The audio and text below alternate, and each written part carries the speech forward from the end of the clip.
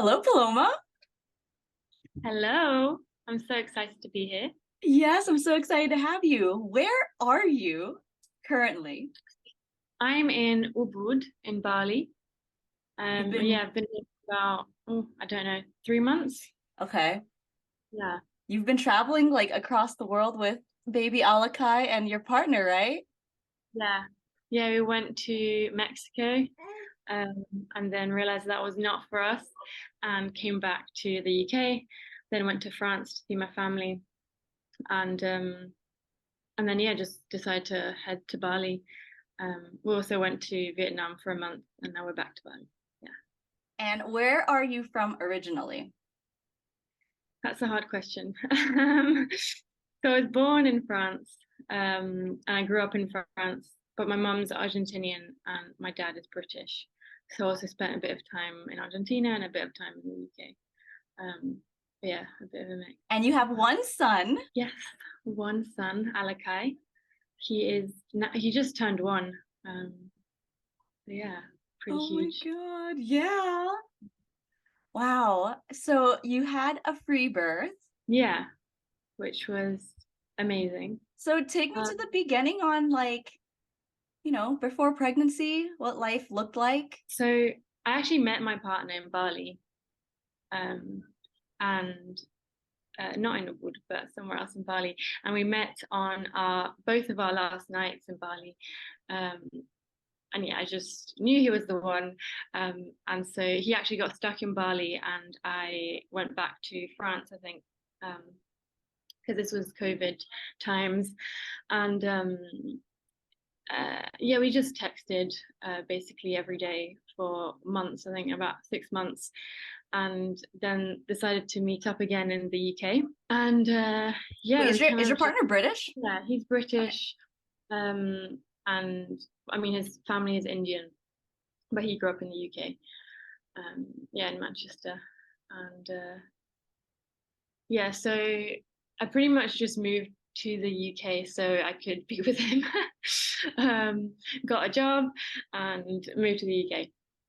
And then we just started seeing each other.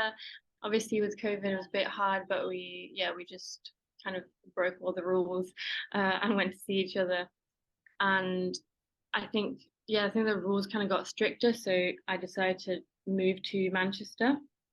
Um, and yeah, we saw each other a lot, and I think it was about yeah, it was about 6 months into us being in an in-person relationship that I got pregnant with my son, which was yeah a bit intense and crazy. I knew I wanted kids from about 19. I was obsessed with birth and kids. Um, he did not know he wanted, or yeah, he didn't want kids, or I hadn't really thought about it that much. We did talk about it a lot when he met me, and he knew I wanted kids. So um, yeah, and so I think it was when we found out that I was pregnant that we decided to move in together, um, which How was did a you find whole. out? How did you find out you were pregnant? I mean, yeah. Oh, because I was tracking my fertility Oh. to not get pregnant. Obviously not that one. Um, yeah, it was. I mean, I'd been doing it for a few years, also with a past boyfriend, and it was all fine. But yeah, this time I guess we were just like really not on top of it at all. Um, Wait, when you say tracking your fertility, were you doing like taking your temperature thing or just yeah, tracking period? Okay, I want to start no, I doing was that. making my temperature. Yeah, Okay, yeah, it was taking really. your temperature. Mm-hmm. But yeah, I was not doing it well, and we were aware that I was not doing it well. But oh well. Yeah, my period was a bit late, and I just kind of knew I was pregnant. And I remember I went to get something from my fridge, and I bent over, and like I got lots of acid come up my throat. I was like, "Oh my God, I'm pregnant!" And I just knew. But it was quite late in the evening, so I didn't have a test or anything. So I just went to sleep, and I you know, when your brain kind of goes a bit crazy when it's nighttime and you're just overthinking. And anyway, so I basically planned my whole birth. I was just like, I don't know if it was a dream or a thought, but I was just like, okay, I'm gonna have my baby in France, in the south of France where my parents live. I was okay, I'm gonna have a birth pool. I know exactly where I'm gonna give birth. I didn't actually give birth there, but um, yeah, I just knew I was pregnant. And then the next day, I went to get a pregnancy test, and of course, I was pregnant. And I was terrified. Um, and I think I had work that day. Oh yeah, because I had work. So I went to work, and then on my break, I went to get a tested. And it's quite a long break. So I I went to tell my partner, and I cried, and it was insane. Um, and yeah, then we just accepted it. It feels very surreal thinking how, how different life was then. What was going on And through your mind when you found out you were pregnant? I was terrified, but also it just didn't feel real. um, yeah, because that is like not at all where our life was heading. We had plans to travel and like go to Australia and travel there. And it was a very fresh relationship. We were still learning about each other. I knew that he was the right person for me and the right person to raise a kid with because we just our values aligned. So yeah, because I remember with the previous boyfriend, we clashed a lot, and I couldn't really imagine having a kid with him. And I think he was pretty terrified as well. But when I told him, he remained pretty calm. I think it probably didn't settle for a while. Then we moved in together, and I can't quite remember when it was that I decided to have a free birth or kind of looked into it.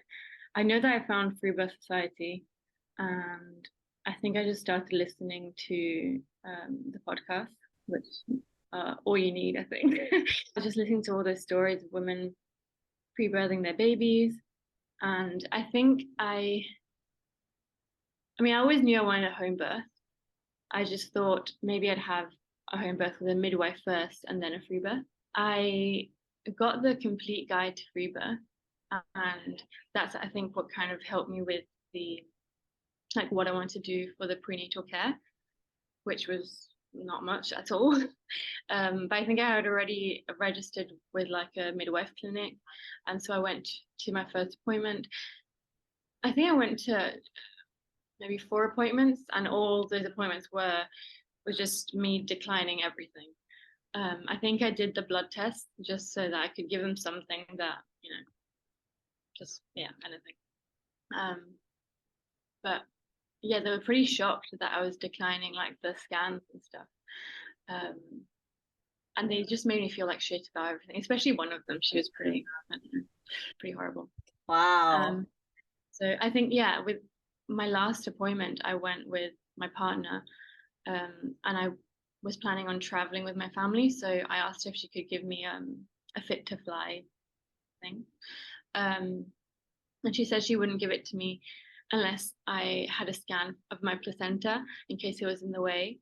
Wait, And I think what is the fit to fly thing? Is this a UK thing? I think it's all over the world. You're kind of supposed to be signed off to. I think it's if you're past a certain amount of weeks. I can't quite remember. Like I needed it to fly. How many weeks were you at that time? Do you remember? 20 weeks, Okay. I think. What? Yeah. Oh my, I don't know if that's a thing in the States. I think it is because it's to do with airlines and they don't want to be liable. They want someone, medical professional to sign you off. But then again, I mean, I wasn't even noticeably pregnant. Well, I think when I flew back, I was a bit noticeable, but and it just really frustrated me. I was nowhere near giving birth, but her reason was that if I gave birth and my placenta was in the way, I would, hemorrhage and die. I was like, I'm not going to give birth in 20 weeks. Like that is just so unlikely. And it was a very short flight as well. Um, but yeah, she just made me feel really worried. And anyway, so I left and I decided to not even come back to the appointments. I think I just canceled my following appointment and told my partner I was not going back. And I think, yeah, they called me a few times. I never picked up. I'm Yamot. Oh, God, he's so big. I know. Yes. So big Wow, now. Yeah. poor boy. Yeah. I want to see how big Alakai is now too. 1 year old. He's massive. I'm Yamot. Okay, so then you ended up you flew and you came back. It was Yeah, a short flight. yeah. Where I were was you? just Were you traveling domestically in the UK? no, it was to Greece. Okay. Yeah, we went to yeah, so it was a bit of a longer flight than the UK, but yeah, I ended up just faking it, just writing my own fit to fly because it's literally just a piece of paper saying like, yeah, she can fly, like, Nice. and I And did the airline ask for it? I The don't airline. think they did. I Okay. don't think they did. No, I think they kind of just scare you into getting it, but yeah, it's unlikely that they're going to ask for it. And I think also I didn't want them to check it, so I wore an outfit that was very loose, so they couldn't tell I was pregnant. Um, yeah, it was completely fine. Um, and yeah, so that's when I flew and I met my family in Greece, and that was the first time they saw me pregnant because COVID. And so yeah, that was pretty surreal and pretty fun to share that with them. I was really surprised when I shared with my family that I was pregnant. They were so excited. I was so nervous to tell them. Yeah, I just thought they would be like, "What? But you don't have money. You don't have a job. You don't have a house." Yeah, but they were just like so excited. Oh, that's really Um, sweet. And how many siblings do you have? I have three siblings, so Okay. two younger, a sister and two brothers. So would Alakai be the first grandchild?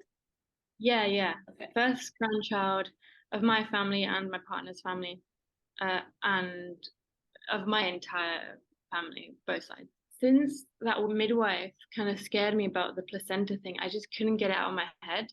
So I decided to book a scan to find the placenta. Oh yeah, because I was also using the fetoscope to listen to the baby's heartbeat just for fun, and I could kind of hear that the placenta was quite low. So then I was like, oh my God, she's right. It's really low. Oh my God. Anyway, so I just had this worry and I just couldn't get it in my head, which is annoying because it was pointless. Anyway, so I got the scan. The placenta was kind of low, but it was nowhere in the way. I was like, oh, okay, whatever. Anyway, and she also asked me if she wanted to if she could scan the baby quick, and I was like, no, just find the placenta and go. um, anyway, obviously I would not do that now. I just had that fear in my head. So yeah, so after that, I think I just relaxed about my pregnancy. I was like, oh, okay, everything is perfect. Like I don't actually have to check anything. Um, but yeah, I did have a lot of anxieties come up, especially being a first pregnancy. I don't know if you felt that way.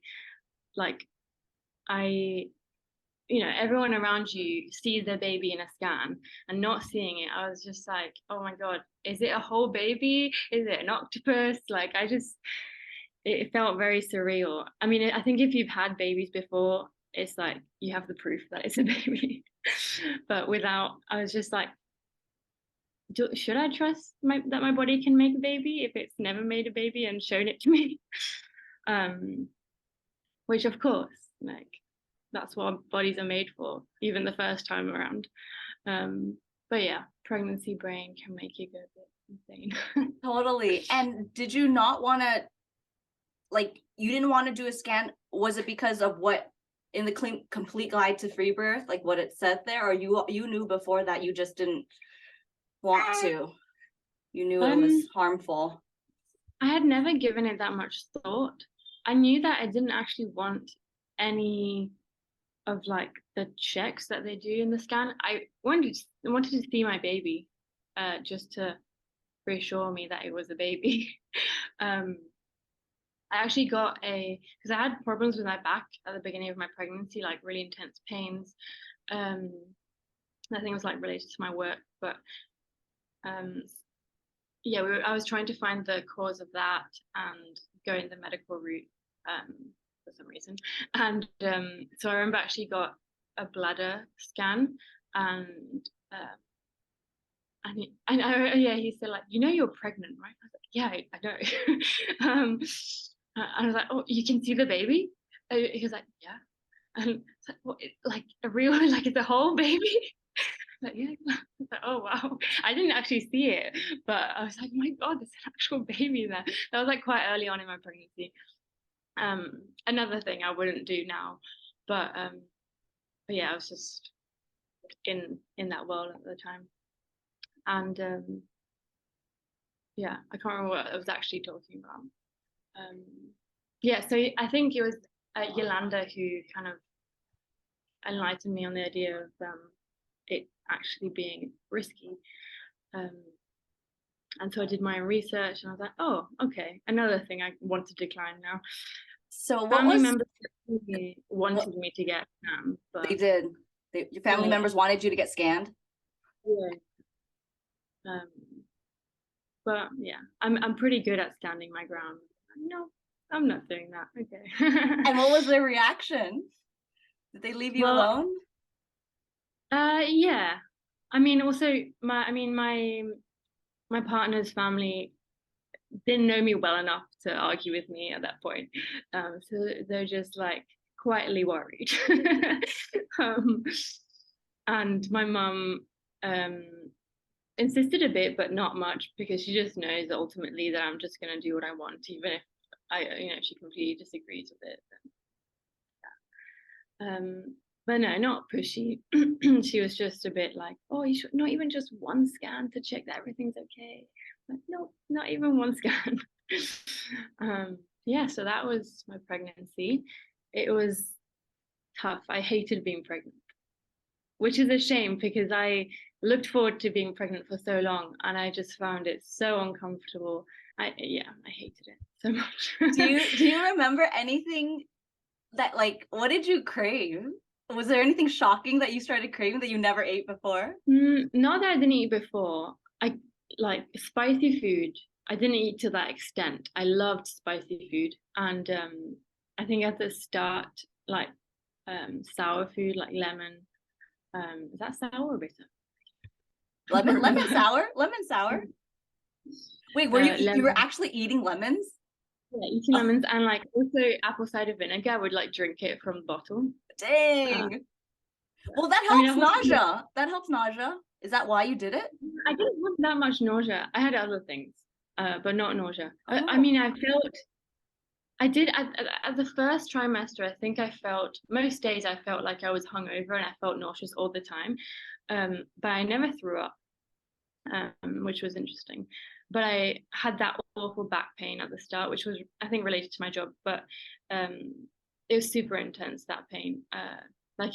I still to this day don't know what it was, but it really felt like my lungs would collapse, and I couldn't take a deep breath, and it would just all get stuck. It was so weird and super painful. So that kind of dampened the mood. But then from very early on in the pregnancy, I don't know, he was just really low, and I could just feel it in my groin. I could hardly walk.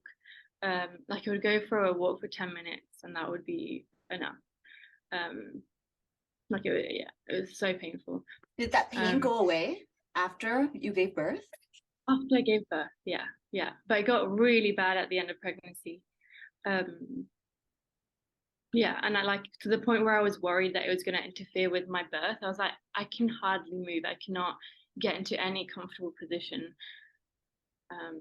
It turns out I didn't even, weirdly, as soon as I was in labor, that pain just disappeared. I don't know. It's those natural painkillers, beta endorphins, norepinephrine. Perfect. Yeah. Mm-hmm. Yeah. So overall, I hated my pregnancy. Which is a shame, but I think part of that was also that I didn't have that much support, and I was working like crazy. I was doing a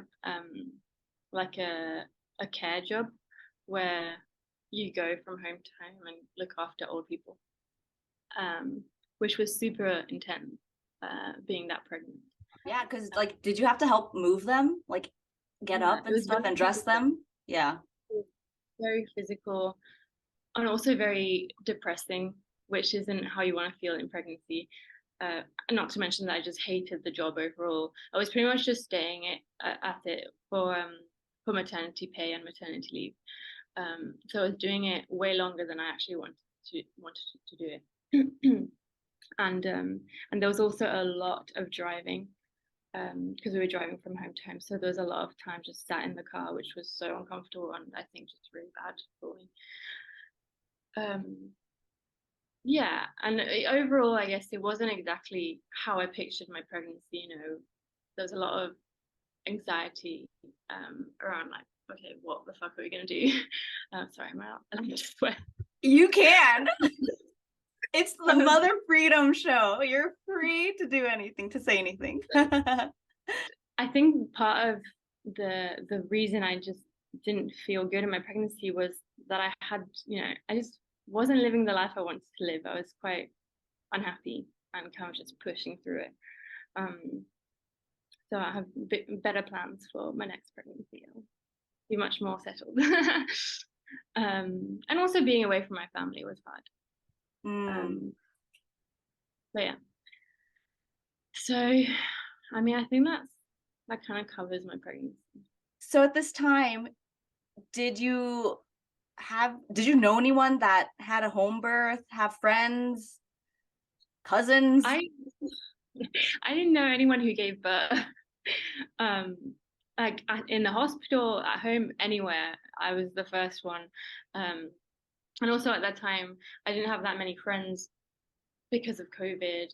You know, I had left, it was kind of complicated, but I had left uni, I went traveling, and I then moved to the UK just to be with my partner in Manchester during COVID, where I couldn't meet anyone.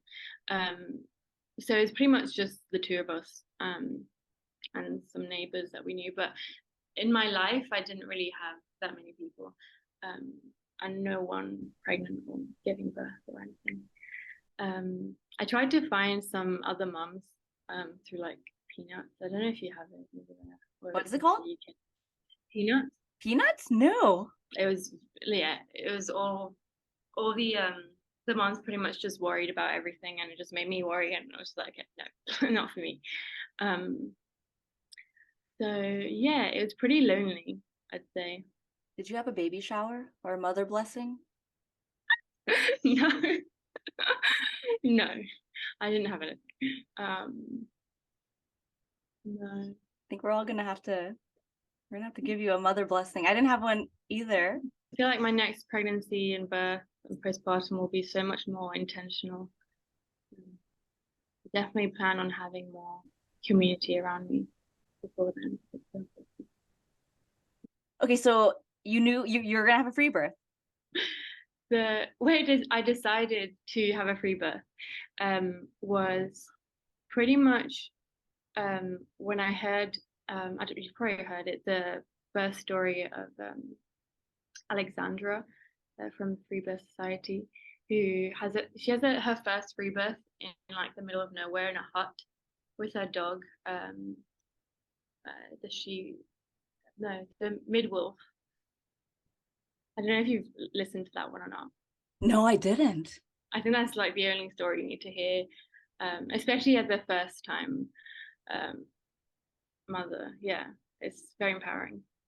And so after listening to that, I was like, oh, you can do it the first time around, because a lot of the stories are about women having traumatic births and therefore being like, okay, no, I'm doing it on my own this time, and then they have amazing births.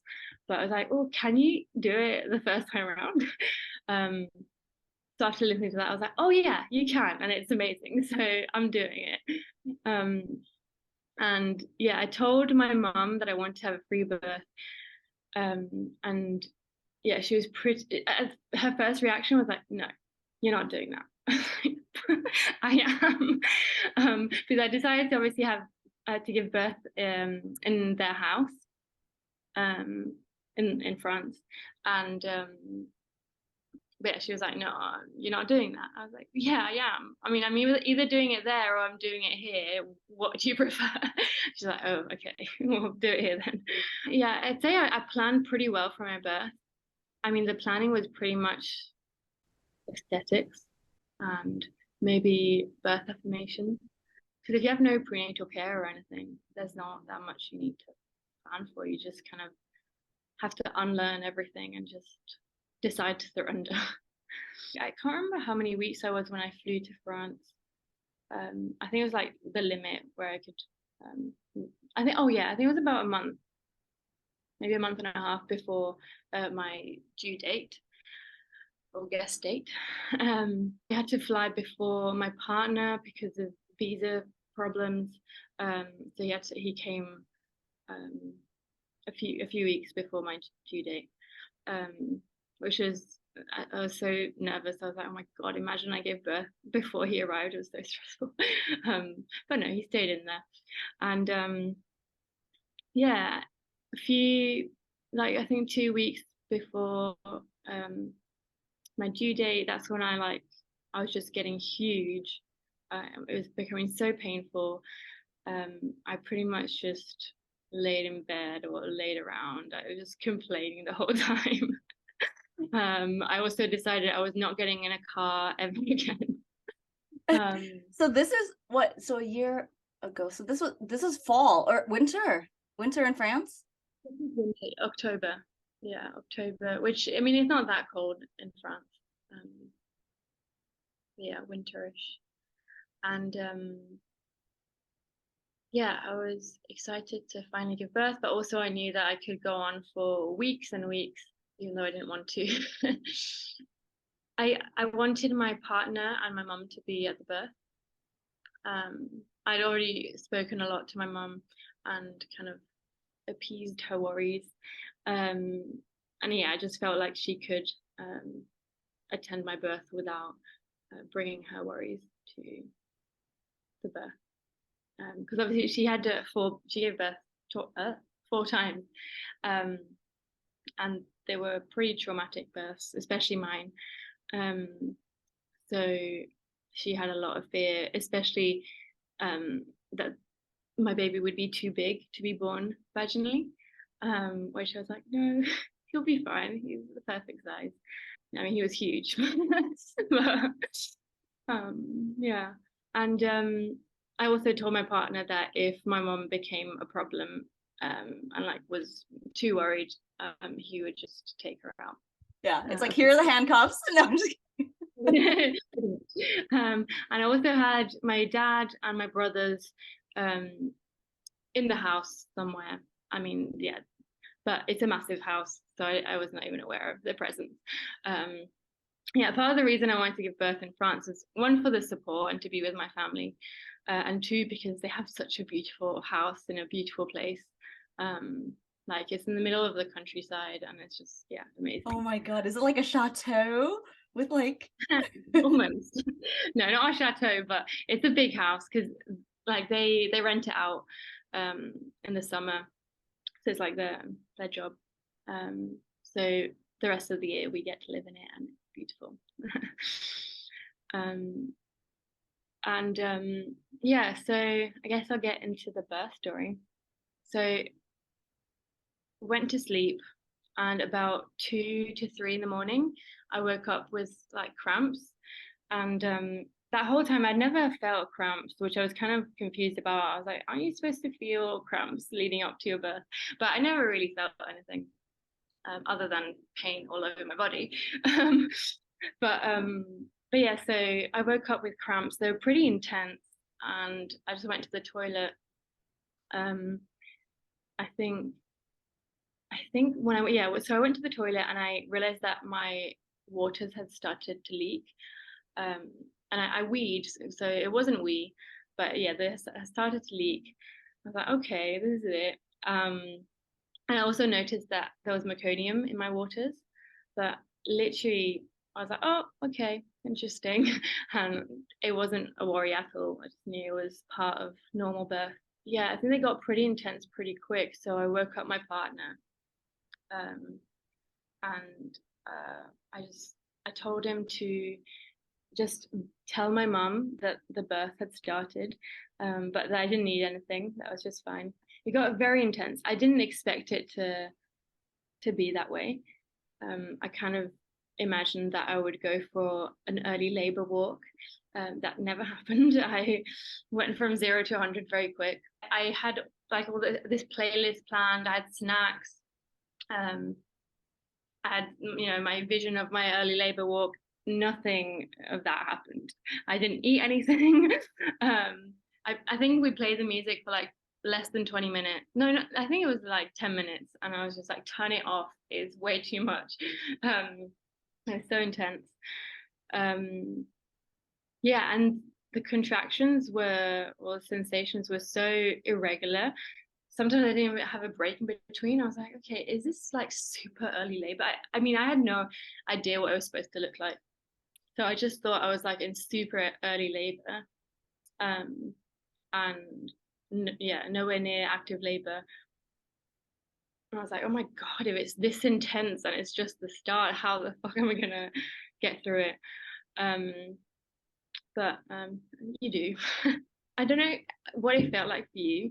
The sensations is kind of like these massive waves kind of crashing over you, and they just kind of take you. It was so intense. Yeah. Yeah, that's what it felt like for me. It felt like I had to wait for a wave. Like my husband wanted to say something, and I was like, just let this wave crash, and then okay, you have like this much amount before you can talk, and then yeah. It was so intense that it made me throw up after the sensations, which I was not expecting. I was not prepared for throwing up, especially because I didn't throw up during the pregnancy. So I just thought, I don't throw up. But it was crazy. And I would pretty much every time like a sensation came out, I would just need to hold on to something because I just felt like it was just like knock me. And especially at the start of my labor, I would just fall into the deeper sleeps in between my sensations. Like I just couldn't control it. I would just fall asleep. Like even if it was like a second, I would just fall into the deeper sleep, and then it would wake me up with another wave. It was insane. Whoa. Mm-hmm. Yeah, I'm not quite sure when my mum turned up into the space. I was not aware of what was going on around me. In a way, in another way, I was very aware, but I don't know when things happened. And I think I got into the shower because I thought that would help. I didn't like it at all. It was way too much, and I just got out. And from then on, I just stayed naked. Yeah, which was nice. And did you get hot and cold? Yeah. Okay, me too. Yeah. I got really cold at one point. I was like shivery. I think that was also part of like throwing up and stuff. I got really shivery, and I just lay down with a blanket. And my mum, which I only found out afterwards, after the birth, she had literally she unhooked a radiator from a wall somewhere else in the house and created a plug for it so that she could plug it into my bedroom. I was like, how do you even do that? And she did all that like in the background without me noticing, which was amazing. So yeah, so she brought a heater into my room. Yeah, and she also made me an electrolyte drink, which really helped. And she said it would give me superpowers, and I was like, oh yeah. And it really felt like it. Mm-hmm. Yeah, she was perfect. Like she's exactly how I would want to be at birth. Which is amazing because she obviously had a lot of fear, but she didn't bring it to the space at all. She was just fully present, and yeah, it was perfect. I think what helped me through my, the intensity was 2 birth affirmations.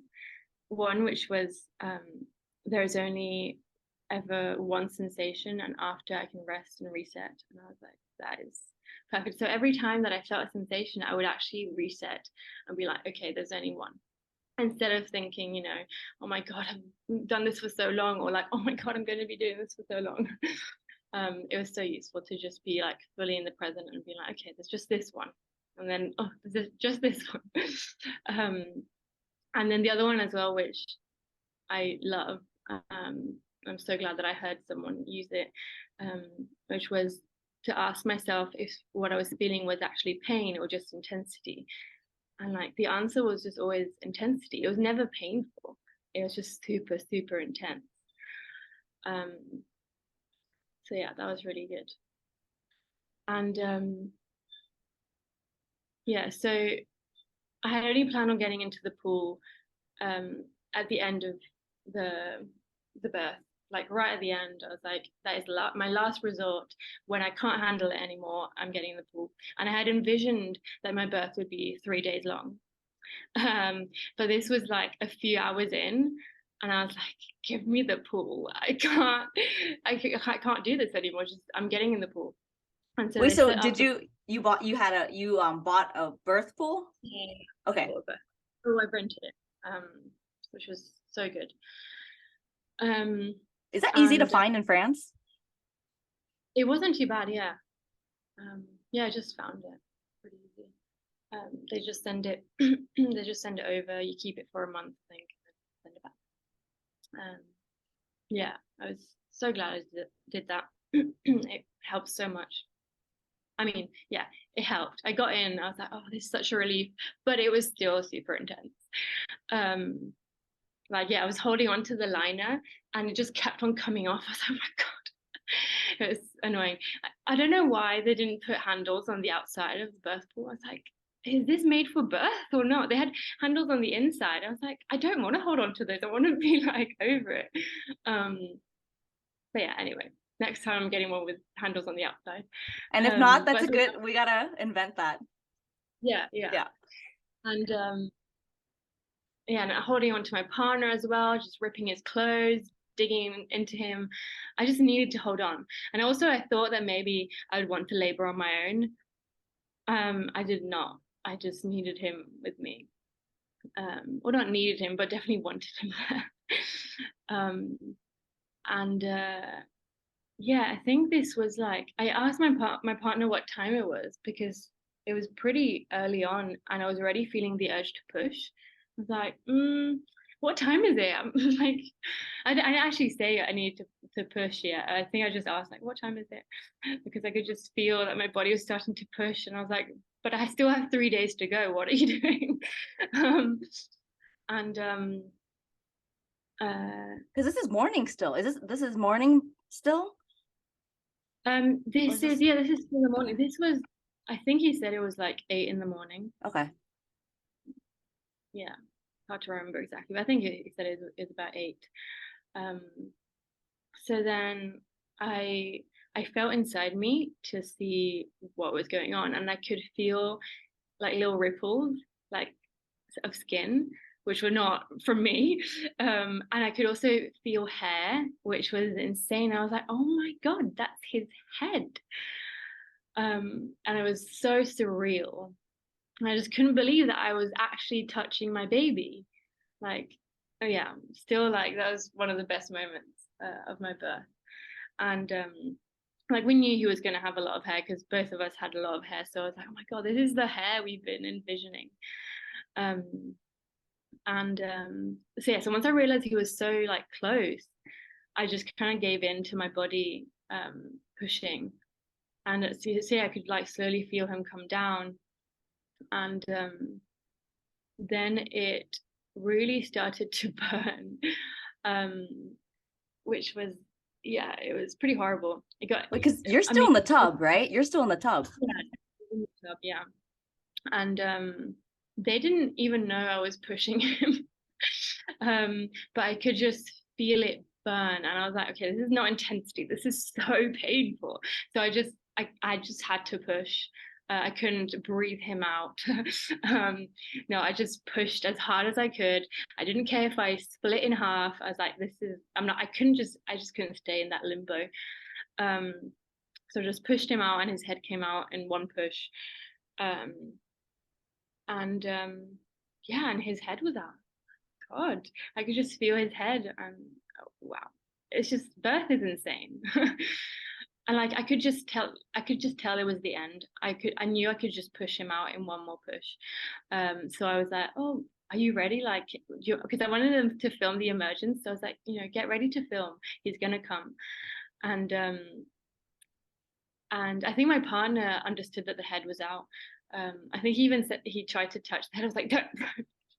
I could not have anyone touch me. But yeah, and then I could feel him turn inside me, and then the next sensation, I just pushed him out, and he was born. I put him on my chest, and they were both like in shock, because I think that they were actually both turned to get their phones, which they didn't get in time. So we have one picture of like a minute, I think, or a few seconds after his emergence. But they're like, what? This was, so he basically took 8 hours to be born, which was not 3 days like I thought it was. And it was surreal. Yeah, it was insane. I remember looking at him and being like, he is so beautiful. I just couldn't believe how beautiful he was. Because also we thought he would be an ugly baby because we were both ugly babies, especially me. But I was just like, he's the most beautiful thing I've ever seen in my life. I even asked, because I was like, oh, is it just me? Like, I asked my mom, like, is it just me, or is he really beautiful? She was like, oh my God, and we were all crying. I was insane, yeah. And then also I found out he was a boy. Kind of forgot to check. But yeah, it was amazing. And did you already have Alakai as a boy name, like set if you had a boy? Yeah, we had a girl name and a boy name. And the Alakai, actually, I had his name since I think I was 20 when I picked his name. So I was like, oh my God, it's you. Yeah, I just always knew I was going to have a boy first, and that his name was going to be Alakai. Yeah, it was insane. And yeah, by that time the pool got kind of cold, so I wanted to get out. And I think probably my only birth fear was that my placenta was gonna stay stuck, and that would have some sort of intervention. So yeah, so I straight away, I like didn't get out of the zone. I just went straight to the toilet, and I was like, I'm getting this placenta out. In a very chill way. I wasn't actually anxious at that time. I wasn't even thinking. I just kind of went, and just with a few pushes, it came out into the bowl, and yeah, it was pretty easy. I was like, oh wow, so much for worrying.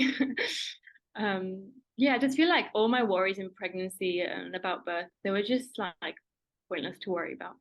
But yeah, it was easy, and just went to bed, lay down. He latched on really easily, and then I think about 4 hours later, we did a cord burning ceremony, which was beautiful. It was amazing. Oh my God, such a beautiful story. Yeah, And I'm glad to have a story like that. What's the meaning of Alakai? It's a beautiful name. Alakai is a Hawaiian name, and it means the values of leadership. And in Hawaii, they have specific values for leadership. So I just aligned with them. And yeah, I actually came up with the name I had a nap, and I just woke up and I was like, oh, I love the name Alakai. Is it even a name? And I looked it up, and I just loved the meaning. What's your postpartum look like? Postpartum was not as perfect as my birth. I didn't realize at the time, well, somewhat, but I obviously had planned it to a degree because I wanted the support of my family. But I didn't know how important it was to rest. Because obviously I didn't have any examples in my life. My mom, as most women in that era, and her mom also, postpartum wasn't a thing. You just had a baby and then got on with your life.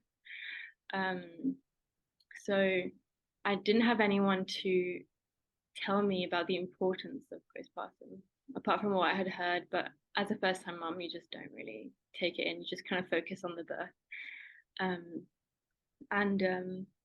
So it was beautiful, and it was respected in a lot of ways. Like I had Alakai on me all the time. I fed him on demand. We co-slept. After my birth, I felt amazing. I felt so energized and like a superwoman. And so I thought that meant that I could just get up and go. yeah, so I think about 3 days postpartum, I was already out of bed and just getting on with my life, which is insane. And because I had actually planned on staying 40 days in bed, but like literally, I think I just forgot that that was a thing. Yeah, and it just felt great. So, yeah, and even though I could tell that when I did too much and walked too much, I would bleed a lot more. So I should have just listened to my body. And a month after my birth, I realized that I actually had a bladder prolapse, um, which was a huge sign for my body telling me I should have been resting and should have had more support. And like What does also having a bladder prolapse feel like? like kind of like heaviness and like a bulge kind of in your yoni. Um, yeah, I just felt like something wasn't quite right. I mean, I know that after birth you kind of feel like you've lost all your guts, but it just felt very, yeah, just a bit different. Yeah, I remember also not having the support in place that I needed for food, for example, as well. I I just remember feeling hungry all the time. And I had to cook my own meals, or my partner had to cook them, and we were just exhausted all the time and busy looking after Alakai. So we skipped a lot of meals, and How much so longer I, were you at your parents' house after Alakai was born? quite a long time. Like we left when he was 5 months, so it was quite a long time, which I feel like my postpartum could have been amazing if only I had known how important everything was, and relay that information to others as well. Yeah, because it was set up to be perfect, but it just wasn't. Like I remember my my partner's mum coming to visit, and she pretty much just wanted to hold Alakai because that's what they think is normal, and I needed the support.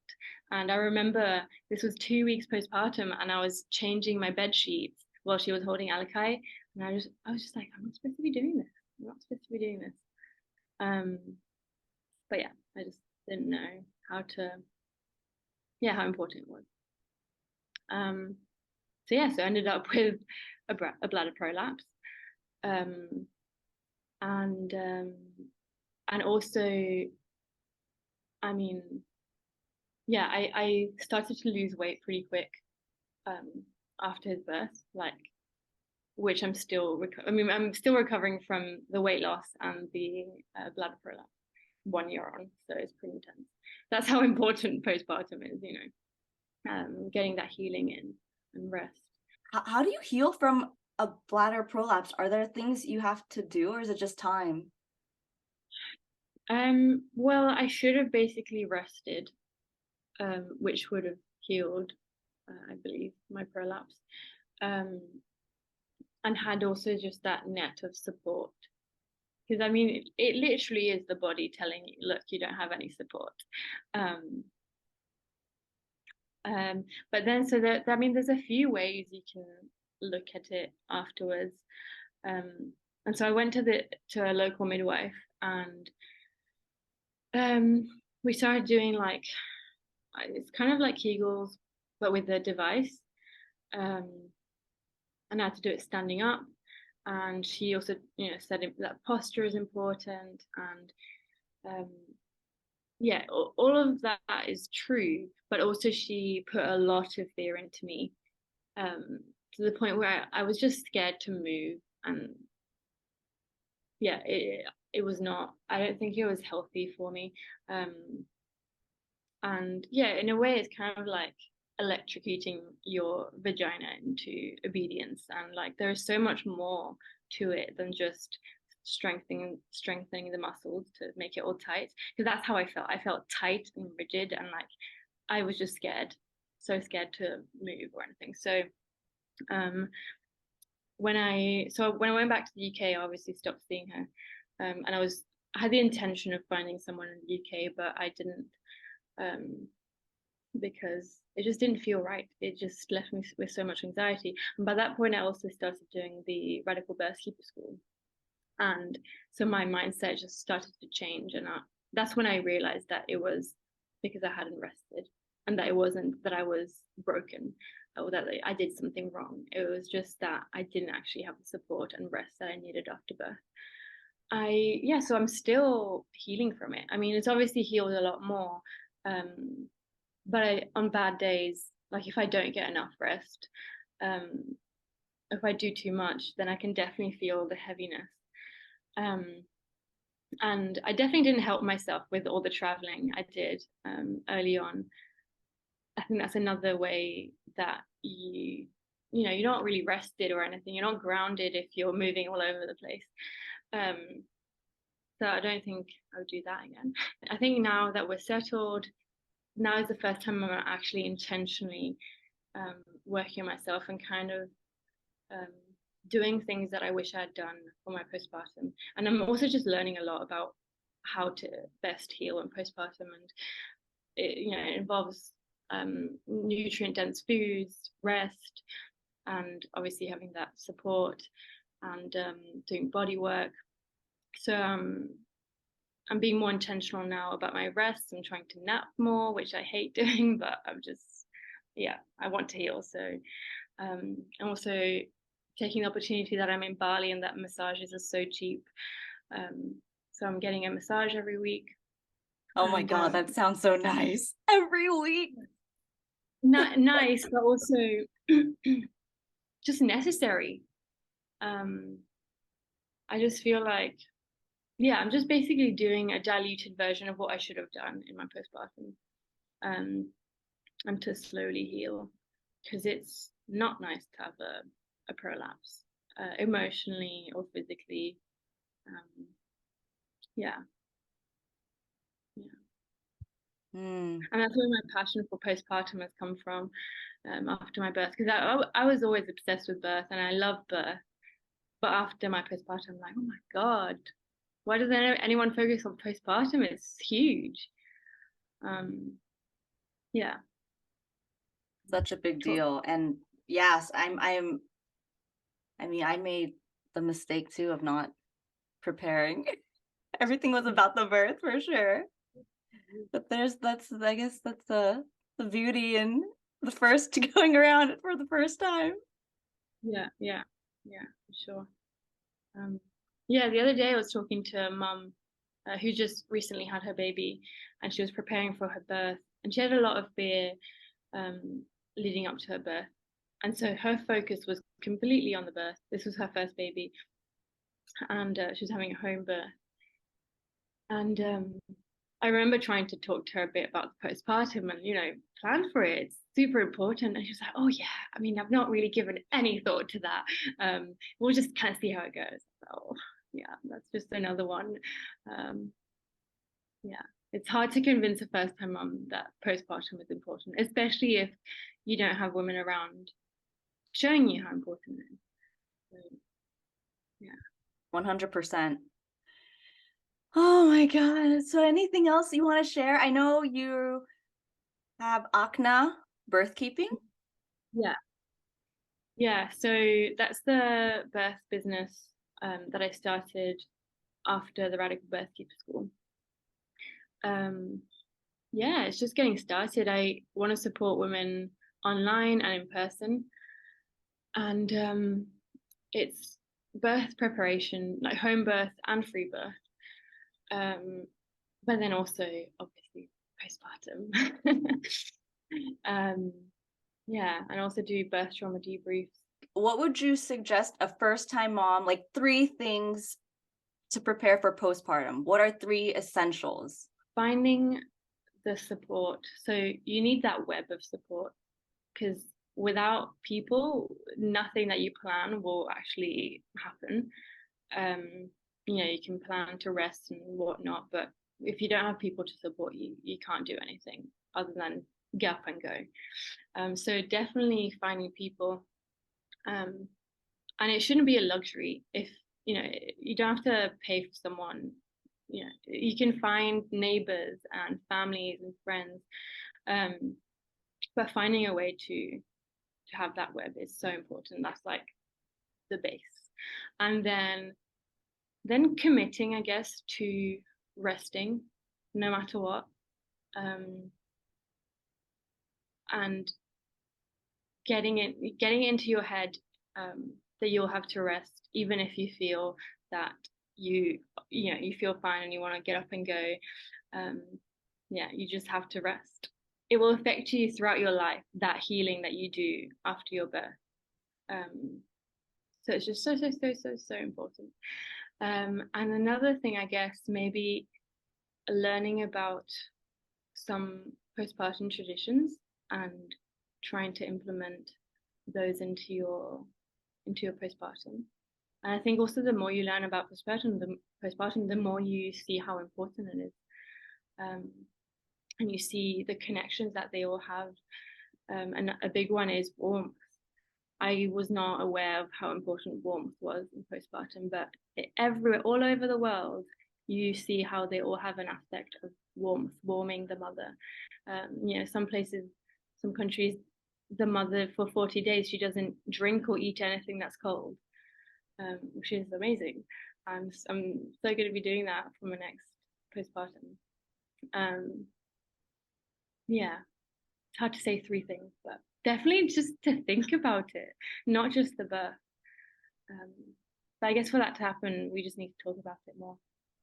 Because I just wasn't aware that I wasn't aware. So I'm already planning my next postpartum. I'm not even pregnant. Seriously, yeah. Every day that goes by, even now, I'm like, oh, this would be good. Like, yes, I can do that. Like, I mean, because I didn't prepare any meals because I thought, and I'm a cook and I'm a foodie, and I was like, it's gonna be fine. It's that mentality that I don't know, that we can do it all. Or our partners can do it all. I think especially when you have such a powerful birth, it makes you feel like you can just do anything, but you still are a human and you still need to rest. And you still need support, especially after birth. But I think, birth is definitely something you can do on your own. Postpartum is not something you can do on your own, for sure. They're just completely different, birth and postpartum. I just thought they were the same.